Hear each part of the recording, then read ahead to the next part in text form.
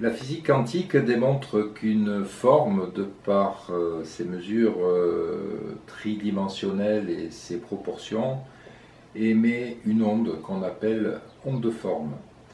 Si cette onde est en résonance avec les différentes structures, les différents systèmes universels, que ce soit l'ordre des planètes, du cosmos, des fruits, de l'ADN, elle sera accordée avec l'environnement exactement comme un instrument de musique au sein d'un orchestre.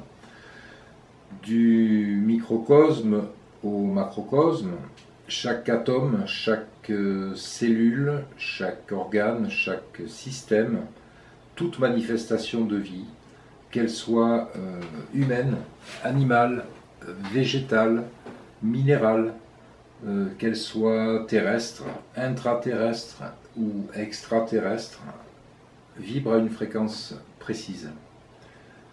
Ce n'est qu'en cherchant à accorder ces fréquences que la symphonie de la vie peut être agréable et cohérente.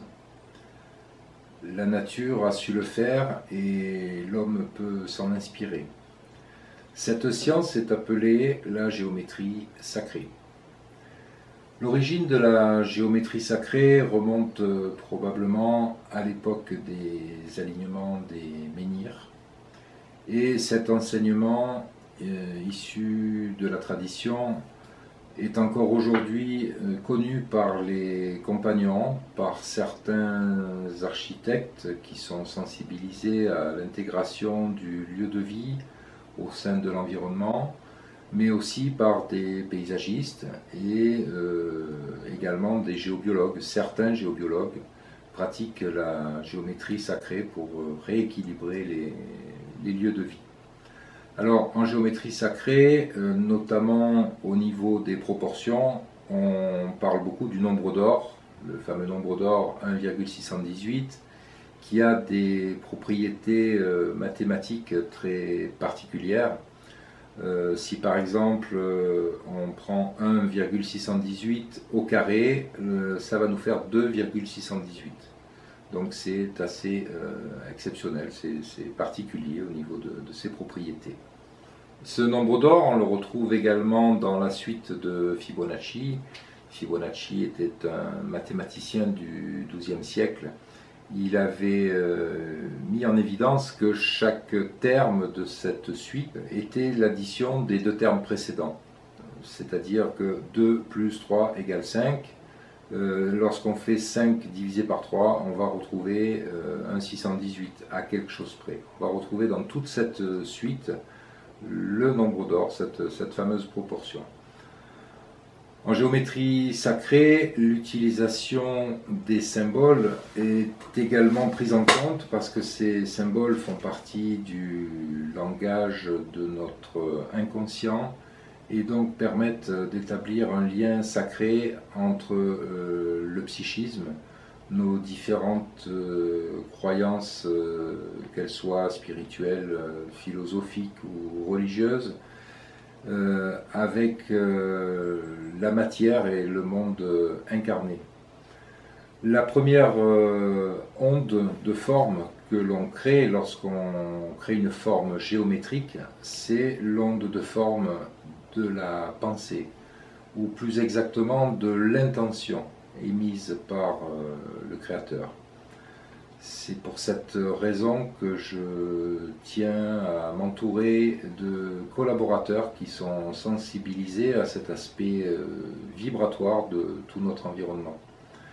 Des collaborateurs avant tout conscients du lien entre le microcosme et le macrocosme, des collaborateurs à la fois intuitifs, dont la sensibilité peut s'exprimer à travers toute forme d'art, que ce soit la peinture intuitive, la poésie ou la sculpture, toute forme d'art permettant en fait d'ancrer des informations provenant de ce qu'on pourrait appeler la source. La connaissance permet également de réaliser des concepts à partir de données mathématiques ou provenant d'enseignements qu'ils soient contemporains ou ésotériques. Alors avec Nano, artiste sculpteur qui n'est pas encore très connu, mais en tout cas reconnu par la finesse et la qualité de ses œuvres, nous cherchons des solutions à travers la conception d'œuvres que nous concevons selon la géométrie sacrée. Dans un premier temps, c'est intuitivement qu'une image nous apparaît, à l'un ou à l'autre.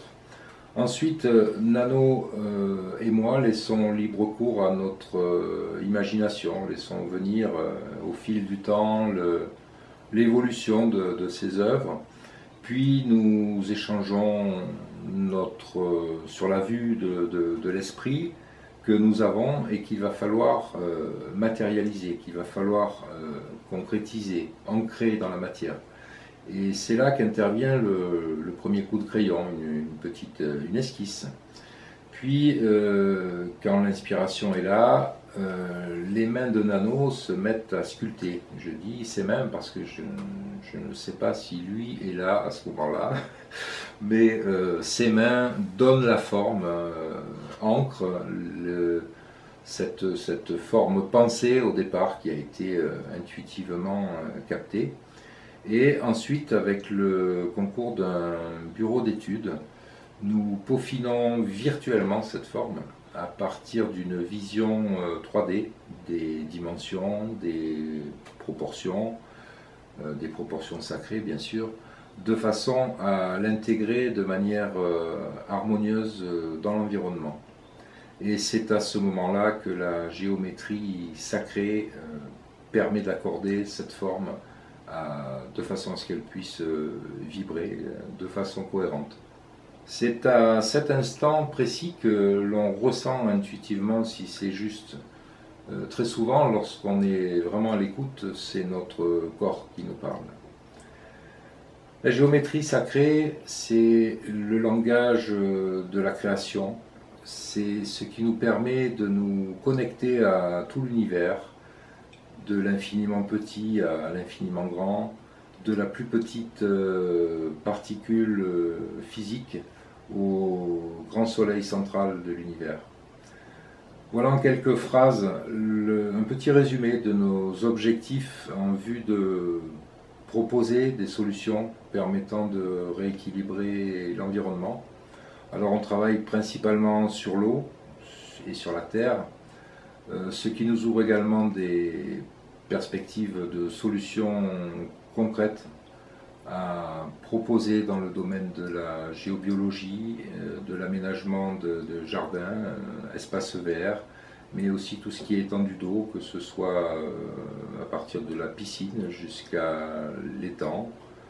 Et à ce jour, nous travaillons sur des projets privés, mais aussi des projets publics, en vue de trouver des solutions les plus adaptées pour harmoniser et rééquilibrer de façon énergétique et vibratoire l'ensemble des lieux sur lesquels nous intervenons.